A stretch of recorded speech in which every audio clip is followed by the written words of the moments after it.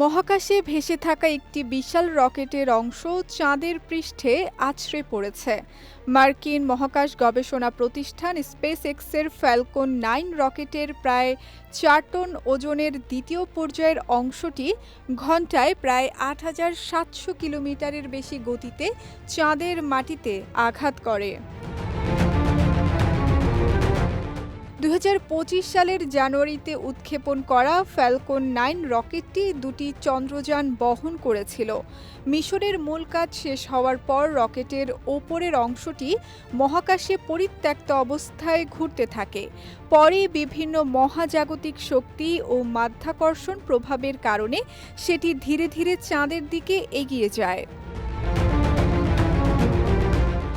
বিজ্ঞানীদের মতে এই সংঘর্ষে চাঁদের পৃষ্ঠে প্রায় ২০ থেকে ৩০ মিটার ব্যাসের একটি নতুন খাদ তৈরি হতে পারে।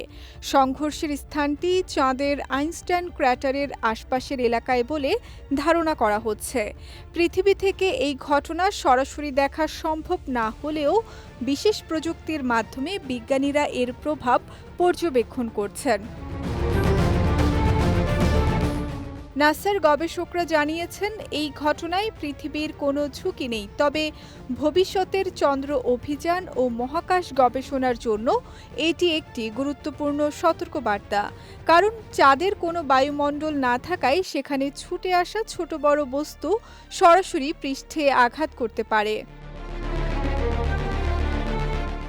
বিশেষজ্ঞরা বলছেন, ভবিষ্যতে চাঁদে মানুষের স্থায়ী ঘাঁটি তৈরি হলে এ ধরনের মহাকাশ বর্জ্য বড় ধরনের বিপদ তৈরি করতে পারে।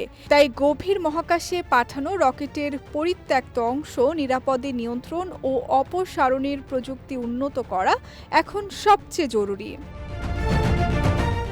সঙ্গীতা শাহ, বিজয় টিভি নিউজ ডেস্ক।